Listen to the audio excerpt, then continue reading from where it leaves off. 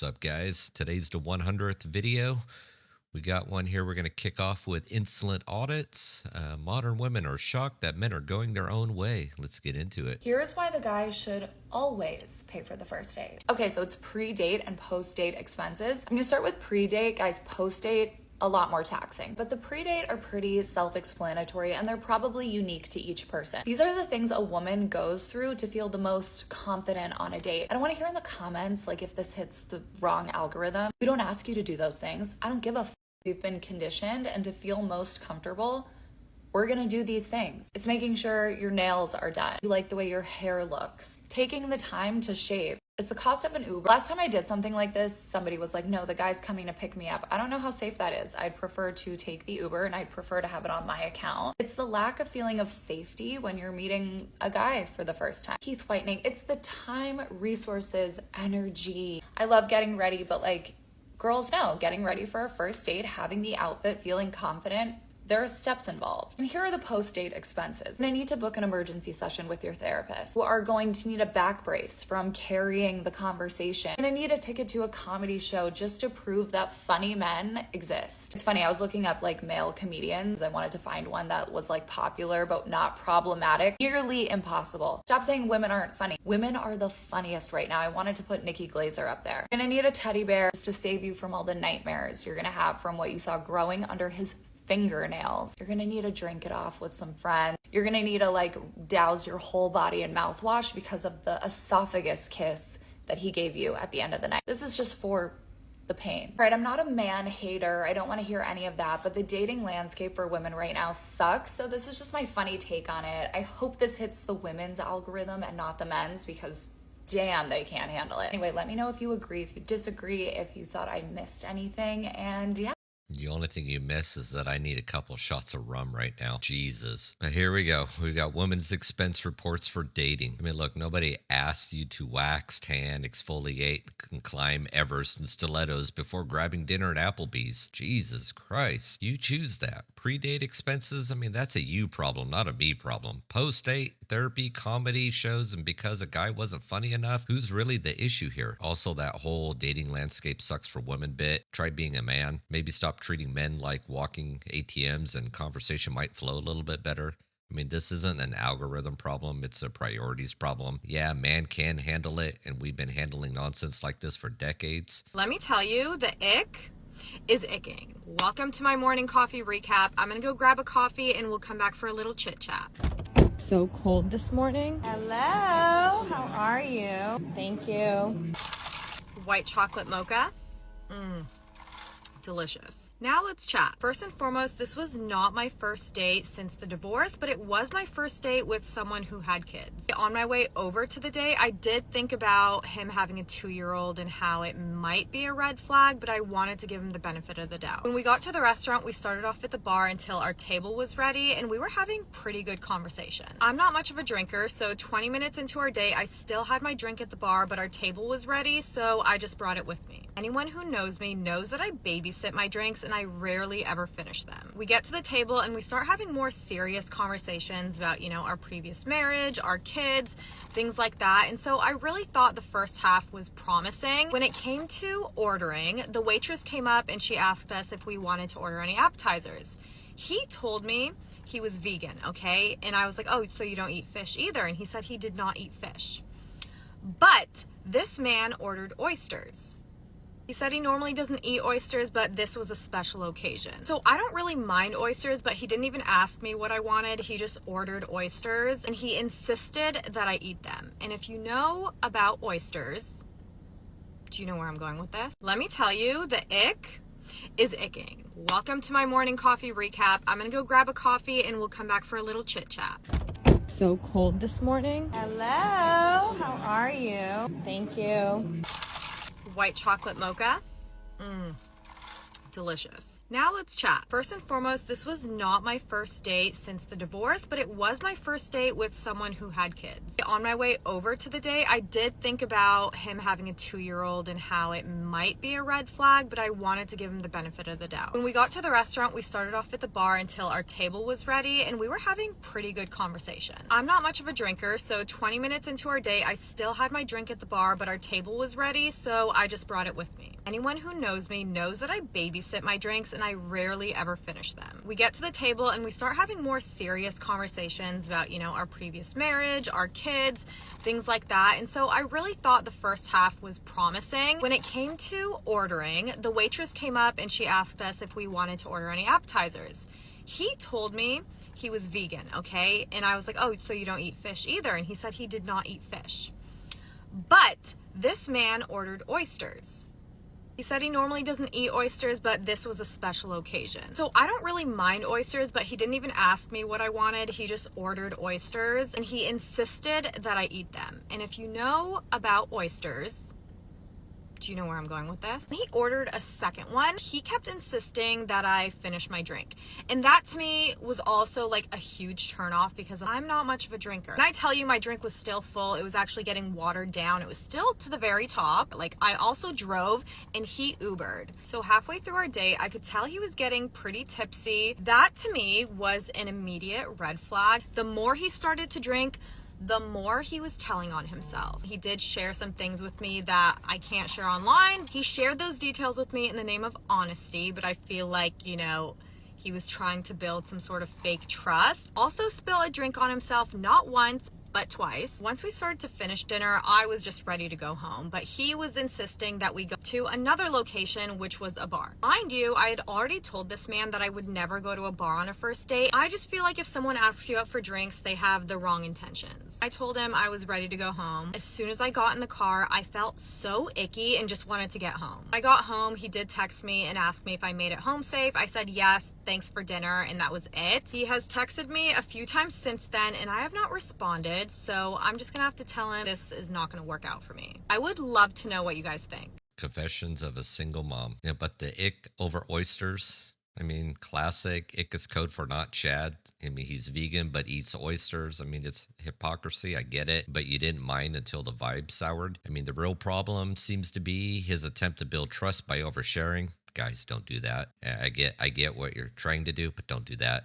And lady, it's not a therapy session, it's dinner. Instead of insisting on a second location after you said no, I get that too. That is pushy, and I'll give you that 100%. But let's not pretend this is a criminal. Texting to check if you're safe, that's monstrous. Clearly, he's unredeemable for trying. Add on top of that, you're talking about him being a possible red flag for having a 2-year-old. Well, you got a kid too, so that would make you a possible red flag by your definition. Dude here spills a drink on himself twice, and suddenly it's DEFCON 1. I get it. He got a little tipsy. He's trying to loosen up after your judgmental energy froze the room. But the kicker is complaining about his attempt to extend the night. Sounds like you wanted a guy who could read minds, not menus. But again, I'm willing to bet if this was a Chad, this whole night would have went completely differently. But maybe next time pre-screen for telepathy, or I don't know, communicate better. It's a wild idea, I know. Anyways. By now, everyone has seen or heard of the fact that conservative men are struggling in dating in this political climate. Here's a thought. Change your mind. Be open to changing your mind. It's not that deep. I know mommy and daddy will be very upset if you so much as open your mind even slightly, but it's okay. It's okay. So here's a couple of takes on this. Number one, there's a lot of girls stitching saying if that they see that a man is conservative on a dating app, it's a double right. And I have a 1-up on that. If I see if a man is a double C, I call it a double hit. A Christian conservative, no. Because that doesn't happen overnight. That goes to show me that you come from a long line of Christian nationalists who are on board with Project 2025. That's immediately what I jump to. That tells me it's not just you, it's me. Because we would not get along. I would open my mouth and you'd be leaving the dining room table. It's all right. It's all right. We'll just move along. Number two, these men don't even know what they believe. They don't even know what they believe. I saw a quote the other day, can't even remember where I heard it, but it was someone saying that there's a difference between what you are taught and what you believe. And I find that through and through with these conservative men. These conservative men oftentimes have no idea what they even believe in, because I no longer argue with people on either far side of the aisle because they're just too far gone. So what I do is ask why. Why? What policies, what procedures, what evidence suggests that that was a good move have you found? That that's a good reason to do that? And they can never answer me. They can never answer me. Or the answer is solely lied and hating on the other side. Oh my God. Anybody sees this one, turn and run the other way. What a nut job. Conservative men struggling to date, the horror, maybe struggling to date somebody that's putting off this bitchy masculine energy. I could see there be struggle. But hold on. What's your take? Change your mind. No, I'm not changing my mind. That translates to conform to my views or you're trash. All she's trying to do is beat you into submission. I mean, real inclusive there. The whole Christian conservative bigot line is a tried cliche. And here's the challenge. Instead of demonizing differing opinions, try debating like an adult. I know it's revolutionary. People believing what they were taught? I mean, it's shocking, right? It's like almost everyone's like that. But wait, there's more from this nut job. Let's continue. So when you ask a conservative man about a policy and he talks about, well, Joe Biden, I'm like, okay, yep. Joe Biden's a war criminal. Like, we get that. Like, he needs to be impeached. He doesn't even know where he is. He just roombas around. We get it. But what will your side do to fix that? All of it.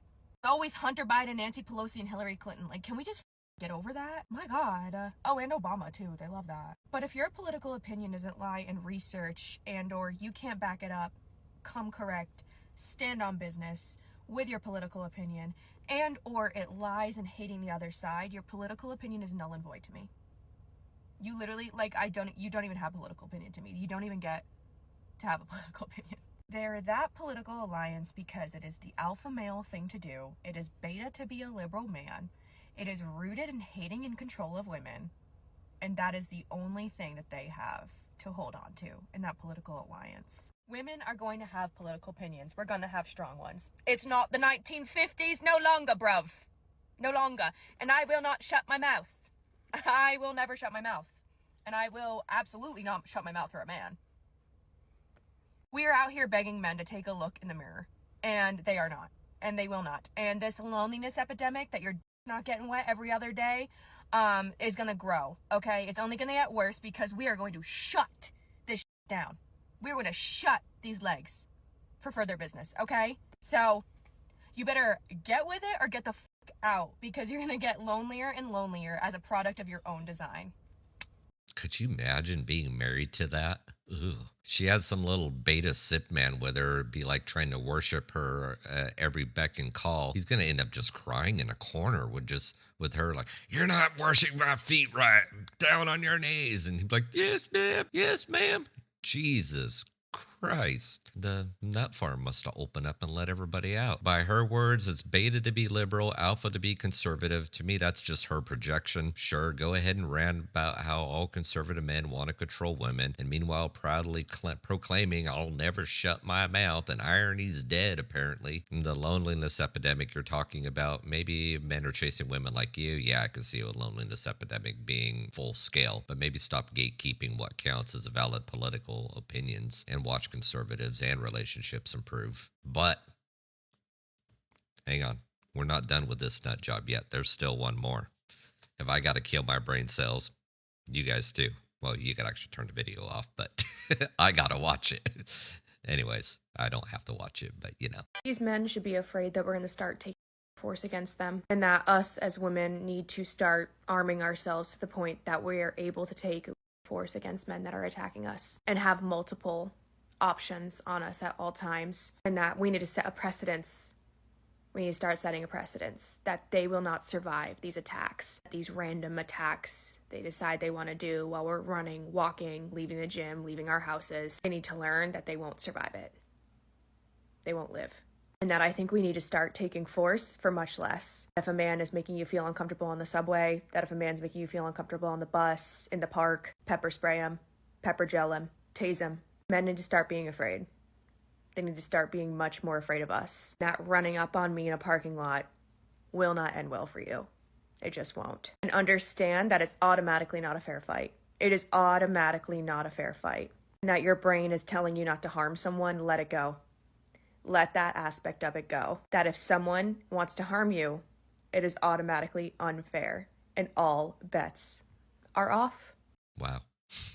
What else can I say? Pepper spray them, tase them, end them. I mean, wow, who radicalized you? I mean, so now we're on to advocating preemptive strikes for feeling uncomfortable? Seriously? I mean, lady, most men aren't plotting your demise while you're jogging, and this isn't Mad Max, it's real life. You know, and here's a wild idea. Maybe don't treat every man like a villain until they've proven otherwise. That fear us rhetoric doesn't build safety, it builds resentment. This one has a lot of anger. I think she needs to go check herself in some therapy, and if anybody thinks that she needs saving or whatever, you need help along with her. Sorry. Just my opinion, but sorry. You know, the real issue here is we've got a society of entitlement, distrust, fueled by social media, echo chambers, and divisive narratives. You know, women are complaining men don't measure up while chasing unicorns, and men are tired of rejecting and blame and opting out entirely. You see this? Would anybody want to put up with this shit? Hell no. That's why we've got MGTOW, we've got passport bros, and why the dating culture is dying. I mean, blame the elite, blame corporations, blame whoever, you know, but the real simple truth is we're just losing empathy in general. You know, until both sides focus on self-awareness and shared values, it's a dumpster fire. The solution? Men, definitely vet your dates so you don't have something like this crazy nut job we just saw.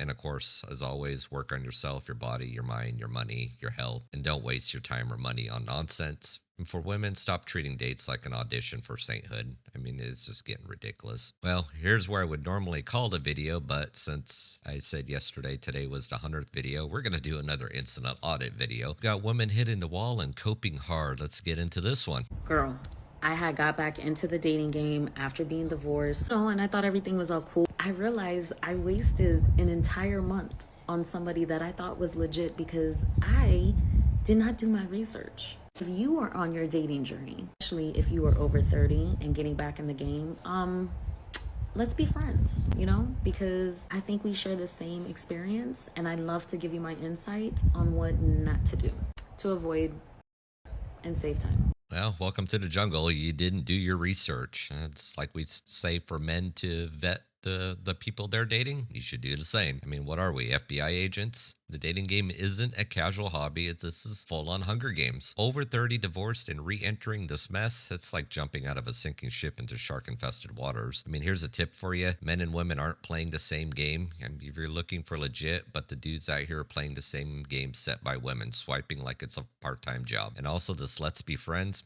Nah, I'm going to stick to football and beer. Okay, I have a question for all the single guys. So if you're not a single guy, keep scrolling. Okay, so do y'all decorate for Christmas? Like even at all? Do you like get a Christmas tree like at your bachelor pad? I only asked because I was dating this guy like a couple years ago, and he told me he didn't decorate for Christmas, and I was like, that's a red flag, right? Like, but maybe it's not. Maybe guys just don't decorate for Christmas at all. But do you even have like, you know, like anything? Stockings? Do you have anything? I need to know because like I need to know if that's an actual red flag because that turned out really bad. Like that dude totally fooled me, and I'm a really good read on people. Ooh, it was really bad. But like, do y'all decorate for Christmas? I just need to know if that's a red flag or if like most guys just don't. Nah, I mean, I'm decorating only because my daughter's here. If she wasn't here, I wouldn't decorate at all because it was pointless for it just being me. But, you know, once my wife's here and we have more things going on in the home, then yeah, we'll decorate. But it's not a red flag. You know, here we are with this Christmas tree saga of decorating. I mean, lady, half the guys out here are living on takeout and gym memberships and not decking the halls. You know, red flag because he doesn't string up fairy lights. I mean, what's next? Red flags for not having matching bath towels. I mean, men bachelor pads are functional and not Pinterest worthy. You know, spoiler alert, Christmas isn't the deal breaker you think it is. It's compatibility, trust, and mutual goals. But sure, let's hyper focus on these fake trees while Rome burns. There are only 2 instances in which a woman would ever hypothetically hit the wall. And I say hypothetically because women don't hit the wall.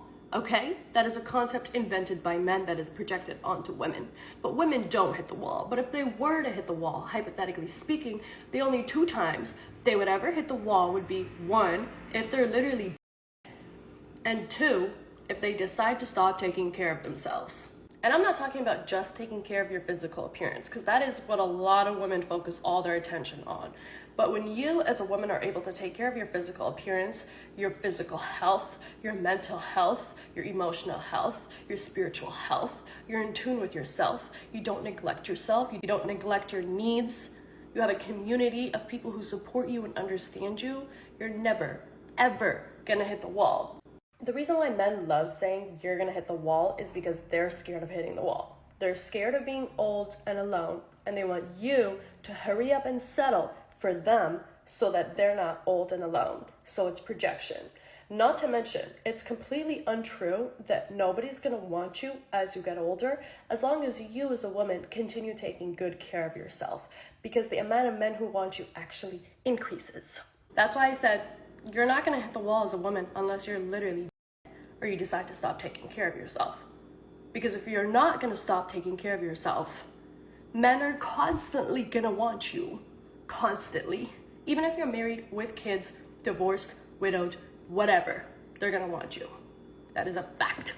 So stop letting these men scare you with this hitting the wall phrase that they love to use, because we all know it's just a projection of how scared they are of being old and alone. It's just funny to me the way these men think that their attention determines our value, when in reality most of us don't want their attention, and also they don't look like people that we want attention from. So it's just a little conflicting to me when I hear things like hitting the wall, because I'm like, when would that ever be a thing for any woman?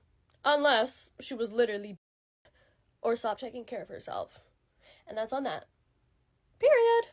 The delusion is strong with this one. Wait until she hits the wall. She's going to have a completely different tune. Women don't hit the wall. See, her delusion's thicker than grandma's gravy. And the wall isn't about woman's worth. It's about her ability to attract high-value men. And yes, it's real. Statistics don't lie, woman. And women's fertility peaks in their 20s while men hit their stride financially in their 30s. And sure, if you never neglect yourself, you might age like fine wine. But let's be real. Most people are box wine after 40. And men don't project. They observe patterns. I mean, reality isn't an insult, it's life. Men fear being alone is why the wall exists. I mean, that's a big twist and a reach. Men aren't scared of being old and alone. They're terrified of being used and discarded. Women don't want attention from men. I mean, sure, until those DMs start drying up and the rent payments aren't splitting it anymore. And let's not pretend every divorced single mom is drowning in suitors. If men projecting anything, it's a middle finger to the unrealistic expectations. So it's been 8 months since I ended my 7-year long-term relationship, and the last time I talked about dating on here, I basically was like, absolutely not dating. And the update, I guess, is that I have been dating a little bit, and I wanted to just share how that's been going, because wow, is it ever a roller coaster? I can't lie, I feel like dating completely has affected my self-confidence and my self-esteem. I almost am convinced that dating kind of like destroys self-confidence. I tried to Google this, and all I could see was article after article after article of headlines saying that online dating or like dating apps specifically destroy self-confidence. And for me, it's not even just the dating apps. I think it's just like dating in general, because I have met some people in person and it's not much better. It's sad because I feel like I'm a confident person, and a lot of my friends will tell me like, oh, you come off so confident, and people online have said the same thing. But when it comes to dating, I feel like for so many reasons, I just haven't felt super confident. And thank God for therapy, because I've been able to talk through certain situations and certain feelings with my therapist, and it all makes a lot more sense now. So dating destroys self-confidence? I mean, welcome to the Thunderdome of human connection. Online dating is designed to be a dopamine drip that leaves you feeling like yesterday's leftovers. The algorithm doesn't care about love, it only cares about clicks. And it's not just dating, it's modern life. Social media, swipe apps, and hookup cultures have reduced relationships to instant gratification. Therapy's a start, but maybe question why you're on the hamster wheel of modern romance in the first place. And the next question is, why did you end a 7-year relationship? What I realized is that I didn't actually intentionally start dating. What had happened was I met someone in person and they were really cute and I gave them my number, and I didn't like consciously decide that that was when I was going to start dating. I just was kind of like, something told me to just like give him my number, and then we started talking a lot, and then it became kind of like a situation. But yeah, I never like consciously made that decision to start. It just kind of happened. And because that situation was so kind of intense, I had decided to kind of divert my attention onto other people and in other ways.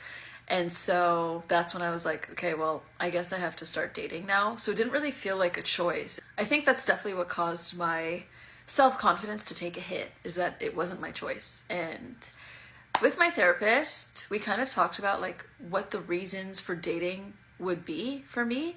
And I never really had thought of it that way, but it was really helpful. It was a great exercise. Basically, I listed the reasons why dating would be something that I would do, not necessarily why I'm doing it now, but what would the reasons be?